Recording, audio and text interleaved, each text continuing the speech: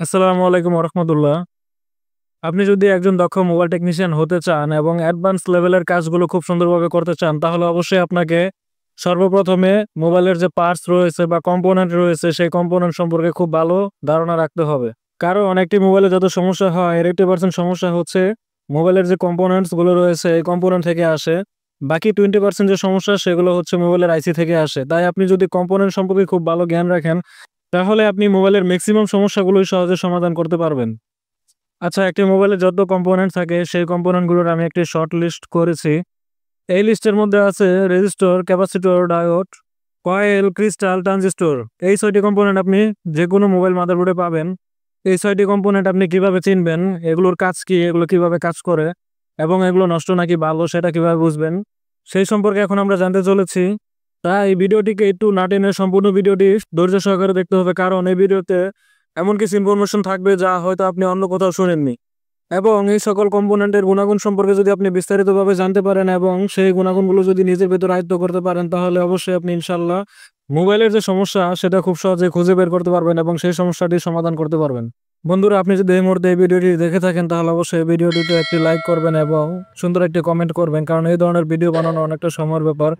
আপনি যদি এই ধরনের ভিডিও থেকে উপকৃত হয়ে থাকেন, তাহলে অবশ্যই চ্যানেলটিকে সাবস্ক্রাইব করবেন, তাহলে এই ধরনের ভিডিও সবার আগে পৌঁছে যাবে আপনার কাছে। সর্বপ্রথম যে কম্পোনেন্ট সম্পর্কে আমরা জানবো সেটি হচ্ছে রেজিস্টর। মাদারবোর্ডের জন্য রেজিস্টর একটি গুরুত্বপূর্ণ কম্পোনেন্ট এবং আমাদের মাদারবোর্ডে সবচেয়ে বেশি যে কম্পোনেন্টটি ব্যবহার করা হয়ে থাকে সেটি হচ্ছে রেজিস্টর। একটি মোবাইলের যে কম্পোনেন্ট বিদ্যুৎকে বাধা প্রদান করে থাকে সেটি হচ্ছে রেজিস্টর। রেজিস্টরের মূল কাজ হচ্ছে ভোল্টেজ এবং অ্যাম্পিয়ারকে কমানো। আচ্ছা, এবার একটি ডায়াগ্রাম চিত্রের মাধ্যমে দেখবো যে আসলে রেজিস্টর কিভাবে কাজ করে। এই হচ্ছে আমাদের কাঙ্ক্ষিত রেজিস্টর এবং এখানে আমি 9 ভোল্টের একটি ব্যাটারি রাখলাম এবং একটি 2 ভোল্টের লাইট রাখলাম লাইটটিকে জ্বালানোর জন্য। এইবার সাধারণভাবে এই লাইটটিকে যদি রেজিস্টর ছাড়া জ্বালাই, তাহলে এই লাইটটি কিন্তু নষ্ট হয়ে যাবে, কারণ এখানে ভোল্টের পরিমাণ অনেক বেশি রয়েছে। কিন্তু এখানে যদি একটি রেজিস্টর ব্যবহার করি, সেই রেজিস্টরটি ব্যাটারি ভোল্টেজ থেকে কমিয়ে কাঙ্ক্ষিত ভোল্টেজ অর্থাৎ 2 ভোল্টেজ এনে দিবে এবং সেই ভোল্টেজটির মাধ্যমে লাইটটি খুব সুন্দরভাবে জ্বলবে। রেজিস্টরের একক হচ্ছে ওহম। আমরা অনেক সময় বলে থাকি রেজিস্টরের মান হচ্ছে 2 কিলো ওহম, 5 কিলো ওহম কিংবা 1 কিলো ওহম। এখানে 1 কিলো ওহম হচ্ছে 1000 ওহম। কোনো রেজিস্টরের মান যদি 1000 উপরে হয়, তখন সেটাকে আমরা কিলো ওহমে প্রকাশ করি। তখন আমরা বলি 1 কিলো ওহম, 2 কিলো ওহম। কিংবা আপনি যদি 1000 এর নিচে কোনো রেজিস্টরের মান হিসাব করেন, তখন আপনাকে ওহমে হিসাব করতে হবে। সেখানে 200 ওহম, 500 ওহম, 700 ওহম এভাবে হিসাব করতে হবে। একটি রেজিস্টরের মান অর্থাৎ ওহম যত বেশি হবে, এর বাধা শক্তি তত বেশি হবে। মানের উপর ভিত্তি করে রেজিস্টরকে সাধারণত দুইভাবে বিভক্ত করা হয়ে থাকে। একটা হচ্ছে ফিক্সড রেজিস্টর এবং অন্যটা হচ্ছে ভেরিয়েবল রেজিস্টর। ফিক্সড রেজিস্টরের মান সবসময় ফিক্সড হয়ে থাকে এবং ভেরিয়েবল রেজিস্টরের মান কমানো বাড়ানো যায়, অর্থাৎ এই রেজিস্টরের মান নির্দিষ্ট নয়। তবে আমাদের মোবাইলের মাদারবোর্ডে 3 রকমের রেজিস্টর দেখতে পাওয়া যায়। একটি হচ্ছে নর্মাল রেজিস্টর, যার মান নির্দিষ্ট থাকে। অন্যটি হচ্ছে ফিউজেবল রেজিস্টর, এটির মানও নির্দিষ্ট থাকে। অন্যটি হচ্ছে থার্মিস্টার বা নাম্বারিং রেজিস্টর। থার্মিস্টরের মান নির্দিষ্ট নয়। এই রেজিস্টরের একটি বিশেষ গুণ রয়েছে, তাপমাত্রা বাড়লে রেজিস্টরের মান বাড়ে এবং তাপমাত্রা কমলে রেজিস্টরের মান কমে যায়। মোবাইল মাদারবোর্ডে তাপমাত্রা বেড়ে গেলে এই রেজিস্টর তার মান বাড়িয়ে বিদ্যুৎ প্রবাহ স্লো করে এবং তাপমাত্রা কমে গেলে রেজিস্টর তার মান কমিয়ে বিদ্যুৎ প্রবাহকে বাড়িয়ে দেয়। এবার জানবো ক্যাপাসিটর সম্পর্কে। একটি মোবাইল মাদারবোর্ডের অনেক অনেক বেশি গুরুত্বপূর্ণ কম্পোনেন্ট হচ্ছে ক্যাপাসিটর। মাদারবোর্ডের মধ্যে বাদামি বর্ণের যে কম্পোনেন্টগুলো আছে এসবগুলোই হচ্ছে ক্যাপাসিটর। ক্যাপাসিটর শব্দটি এসেছে ক্যাপাসিটি থেকে। ক্যাপাসিটি এর মানে হচ্ছে ধারণ করার ক্ষমতা, অর্থাৎ মাদারবোর্ডের যে কম্পোনেন্টটি ভোল্টেজকে ধরে রাখতে পারে সেটি হচ্ছে ক্যাপাসিটর। তাহলে ক্যাপাসিটরের প্রথম কাজ হচ্ছে ধরে রাখা, অর্থাৎ এটি ভোল্টেজকে ধরে রাখতে পারে এবং এটি অনেকটা ব্যাটারির মতো কাজ করে। ছোট্ট একটি উদাহরণ দেওয়া যাক, সেটা হচ্ছে আমরা যখন কোনো টিভি অফ করি, তো টিভিতে যে লাইট থাকে, ছোট লাইট, এলইডি লাইট, সেটা কিন্তু সাথে সাথে অফ হয়ে যায় না, কিছুটা সময় নেয় এই লাইটটা অফ হওয়ার জন্য।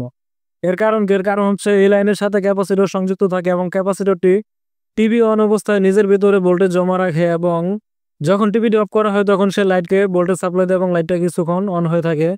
ক্যাপাসিটরের বৈশিষ্ট্য হচ্ছে এটি ব্যাটারির মতো ধীরে ধীরে চার্জ হবে না, এটি খুব দ্রুত চার্জ হয় এবং খুব দ্রুত ডিসচার্জ হয়ে যায়। আমাদের মোবাইল মাদারবোর্ডে ক্যাপাসিটরগুলো কিভাবে কাজ করে সেটা এখন আমি ছোট্ট একটি ডায়াগ্রামের মাধ্যমে দেখানোর চেষ্টা করব। ধরে নিলাম এটা হচ্ছে মাদারবোর্ডের সিপিইউ। এইখান থেকে একটি লাইন সরাসরি আমি ধরে নিলাম স্পিকারে চলে গেছে। তো এটা হচ্ছে স্পিকার এবং এই লাইনের মাঝখানে একটা ক্যাপাসিটর সংযুক্ত আছে। এই ক্যাপাসিটরের অপর প্রান্ত হচ্ছে গ্রাউন্ড লাইন, অর্থাৎ নেগেটিভ লাইন।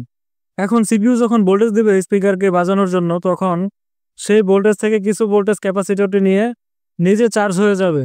এখন কোনো কারণে যদি এই লাইনে ভোল্টেজ আসতে দেরি হয়, তখন এই ক্যাপাসিটরটি যে কাজটি করবে সেটা হচ্ছে তার ভেতরে থাকা যে ভোল্টেজটুকু আছে সেটা হচ্ছে সাপ্লাই করে দিবে, যেন স্পিকারটা স্মুথলি বাজতে পারে এবং আপনি খুব সুন্দরভাবে এটির সাউন্ড শুনতে পারেন।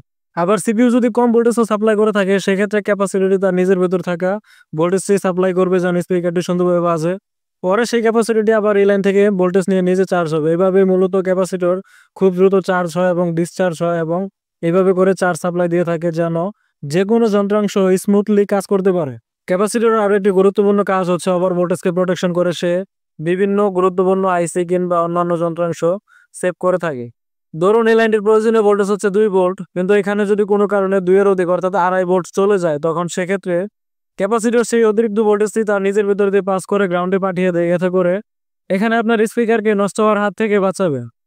এভাবে ওভার ভোল্টেজ পাস করার কারণে অনেক সময় ক্যাপাসিটর নিজে নষ্ট হয়ে যায় এবং অন্যান্য গুরুত্বপূর্ণ যন্ত্রাংশকে সেভ করে থাকি। এখন জানবো ডায়োড সম্পর্কে। যে কম্পোনেন্ট বিদ্যুৎকে একমুখী করে থাকে সেটি হচ্ছে ডায়োড। এছাড়াও ডায়োডের আরো অনেকগুলো কাজ রয়েছে। ডায়োড দেখতে এরকম কালো কালার হবে এবং এর দুই পাশে দুইটা পা থাকবে এবং এর এক মাথায় দাগ দেওয়া থাকবে এবং এর উপরে কিছু নাম্বার লেখা থাকবে। এইগুলো দেখলে আপনি বুঝতে পারবেন যে এগুলো হচ্ছে ডায়োড। ডায়োড বিভিন্ন প্রকার হয়ে থাকে, যেমন photo diode, zener diode, rectifier diode, Schottky diode etcetera. কাজের ব্যবহার অনুযায়ী এই ডায়োডগুলোকে বিভিন্ন প্রকারভেদ করা হয়েছে। তবে মোবাইল কম্পিউটার ল্যাপটপে সবচেয়ে বেশি যে ডায়োডটি ব্যবহার করা হয়েছে সেটি হচ্ছে রেকটিফায়ার ডায়োড। ডায়োড কিভাবে কাজ করে সেটা এখন আমরা দেখব। ডায়োডের প্রধান কাজ হচ্ছে ভোল্টেজকে একমুখী করা। ধরুন একটি চার্জারের মাধ্যমে যদি একটি ব্যাটারিকে চার্জ করা হয় তাহলে চার্জার থেকে ভোল্টেজ ব্যাটারিতে যাবে, কিন্তু এই লাইনে যদি একটি ডায়োড ব্যবহার করা হয় তাহলে ব্যাটারি থেকে সেই ভোল্টেজটি আবার চার্জারে ফেরত আসতে পারবে না, যেমনটা এখন আমরা দেখতে পারতেছি। এভাবেই মূলত ডায়োড কাজ করে থাকে। ডায়োডের আরও একটি কাজ হচ্ছে ওভার ভোল্টেজকে প্রোটেকশন করে থাকে, যেমনটা আমরা ক্যাপাসিটরের বেলায় দেখেছিলাম। এক্ষেত্রে ডায়োডটিকে অবশ্যই প্যারালাল কানেকশনে রাখতে হবে। আচ্ছা, কাজ শেখার ক্ষেত্রে সিরিজ কানেকশন এবং প্যারালাল কানেকশন সম্পর্কে জানাটা অনেক বেশি জরুরি। আপনি যদি এই বিষয় সম্পর্কে জানতে চান তাহলে এই ভিডিওতে কমেন্ট করে জানাবেন, তাহলে পরবর্তীতে সিরিজ কানেকশন এবং প্যারালাল কানেকশন সম্পর্কে ভিডিও দেওয়ার চেষ্টা করবে ইনশাল্লাহ। একটি ডায়োড ভোল্টেজকে একমুখী করবে নাকি ভোল্টেজ প্রোটেকশন করবে আপনি কিভাবে বুঝবেন? সাধারণত যেসব ডায়োডের গায়ে এভাবে দাগ কাটা থাকবে সেই ডায়োডগুলো ভোল্টেজকে একমুখী করে থাকে। যেমন এই ডায়োডে দাগ কাটা আছে, তার মানে হচ্ছে এই ডায়োডে ভোল্টেজ প্রবেশ করলে আর উল্টা দিকে ভোল্টেজ আসতে পারবে না। আবার কিছু ডায়োড আছে যেগুলো ভোল্টেজ প্রোটেকশন করে থাকে, যেমন এই ডায়োডে কোনো দাগ কাটা নেই। এই ডায়োডটিকে এখানে আবার ভোল্টেজ প্রোটেকশন হিসেবে কাজ করার জন্য ব্যবহার করা হয়েছে। মোবাইলের আরেকটি গুরুত্বপূর্ণ কম্পোনেন্ট হচ্ছে কয়েল। একটি মোবাইল মাদারবোর্ডের মধ্যে অনেক রকমের কয়েল দেখতে পাওয়া যায়। সচরাচর 3 রকমের কয়েল একটি মোবাইল মাদারবোর্ডের মধ্যে দেখতে পাওয়া যায়।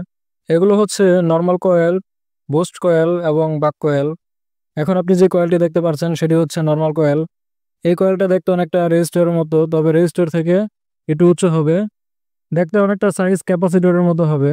অন্য আরেকটি কয়েল হচ্ছে বাক কয়েল।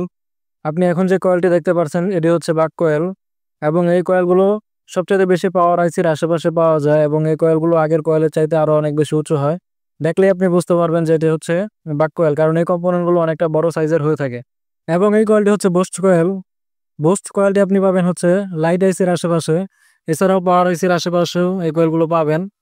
এই কয়েলগুলো ভোল্টেজ অ্যাম্পিয়ারকে অনেক বেশি বৃদ্ধি করে থাকে, বুস্ট করে থাকে।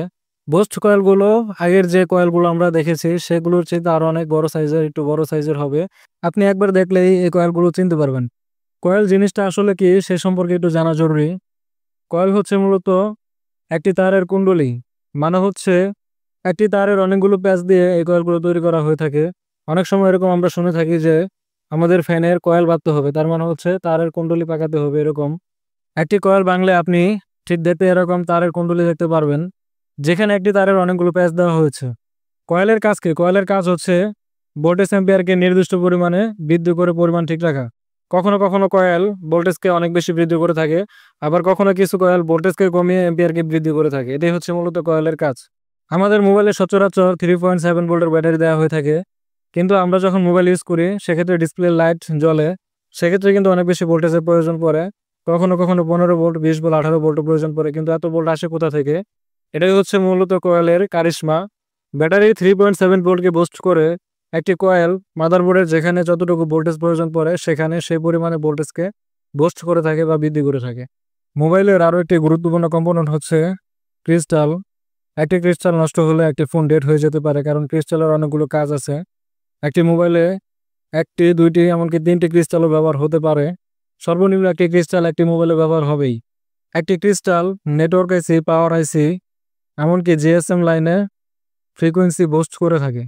একটি ক্রিস্টাল নষ্ট হলে এমনকি একটি ফোন ডেড মোডে চলে যেতে পারে। মোবাইলের আরও একটি গুরুত্বপূর্ণ কম্পোনেন্ট হচ্ছে ট্রানজিস্টর। এই কম্পোনেন্টকে সচরাচর কম গুরুত্ব দেওয়া হয়ে থাকে, কিন্তু তারপর এটির গুরুত্ব রয়েছে, কারণ অনেক সময় এরকম কিছু সমস্যা আসবে যেটা আপনি খুঁজেই বের করতে পারবেন না যে আসলে কোথা থেকে এই প্রবলেমটা আসছে। কিন্তু আপনি যদি ট্রানজিস্টর সম্পর্কে ধারণা থাকে তাহলে কিন্তু আপনি এই সমস্যাটার সমাধান করতে পারবেন, কারণ অনেক সময় ট্রানজিস্টর থেকে ওই সমস্যাটা এসে থাকে। তো ট্রানজিস্টর দেখতে এরকম 3 পাওয়ালা হবে। এটি ট্রানজিস্টরও হতে পারে, আবার মসফেটও হতে পারে, কারণ দুইটা দেখতে একই রকম হবে। তবে সবচেয়ে বেশি মসফেটই ইউজ করা হয়ে থাকে, ট্রানজিস্টর অনেক ক্ষেত্রে ইউজ করা হয়ে থাকে। দুইটার কাজ একই, তবে পার্থক্য হচ্ছে শুধু ট্রানজিস্টর বেশি ভোল্টেজ নিয়ে অল্প ভোল্টেজ সাপ্লাই করে থাকে, অপরদিকে মসফেট অল্প ভোল্টেজ নিয়ে বেশি ভোল্টেজ সাপ্লাই করে থাকে। এটাই হচ্ছে পার্থক্য, এবং এই পার্থক্যের কারণেই ট্রানজিস্টরের আরেকটি নাম হচ্ছে মসফেট। মসফেট সম্পর্কে বলতে গেলে আরও একটি ভিডিও বানাতে হবে, তবে এখানে আমি ছোট্ট করে সাধারণভাবে বোঝানোর চেষ্টা করব। সেটা হচ্ছে মসফেটের যে 3টা পা আছে এর মধ্যে একটি হচ্ছে বেস, অন্যটি হচ্ছে কালেক্টর, এবং আরেকটি হচ্ছে ইমিটার। এখানে বেস মূলত টিপ কলের চাবির মতো কাজ করে থাকে। এই বেজে যখন ভোল্টেজ আসে, মানে সিগন্যাল দেওয়া হয়, তখন এই চাবিটি খুলে যায় এবং কালেক্টর থেকে ইমিটারে ভোল্টেজ সাপ্লাই হয়ে থাকে। এবং এখানে যখন কোনো ভোল্টেজ থাকে না তখন এটা দরজাটা বন্ধ হয়ে যায়, তখন কালেক্টর থেকে ইমিটারে ভোল্টেজ যেতে পারে না। এভাবেই মূলত এই মসফেটটি কাজ করে থাকে। একটি মোবাইলের প্রত্যেকটি কম্পোনেন্টেরই কিন্তু আলাদা আলাদা গুরুত্ব রয়েছে। তো সেই হিসেব করলে প্রত্যেকটি কম্পোনেন্ট নিয়ে চাইলে ভিডিও বানানো সম্ভব বিস্তারিতভাবে। প্রত্যেকটি কম্পোনেন্ট সম্পর্কে আপনি কাজ করার পাশাপাশি প্র্যাকটিক্যালি বিস্তারিতভাবে জানবেন, কারণ আপনি প্রত্যেকটি কম্পোনেন্ট সম্পর্কে যত বেশি ধারণা রাখতে পারবেন, আপনি ততই একটি ফোনের গুরুত্বপূর্ণ যত বড়ই সমস্যা হোক না কেন সেটা খুব সহজেই সমাধান করতে পারবেন, কারণ আপনার ডিপ নলেজ রয়েছে। পরবর্তী ভিডিওতে আমরা এই কম্পোনেন্টগুলোকে আরও বিস্তারিতভাবে মোবাইল মাদারবোর্ডে কিভাবে কাজ করে এবং এগুলো আমরা কিভাবে চিনবো এবং এগুলো কিভাবে মাপবো যে আসলে কোনটা ভালো নষ্ট, সেই সম্পর্কে ভিডিও দেবো ইনশাল্লাহ।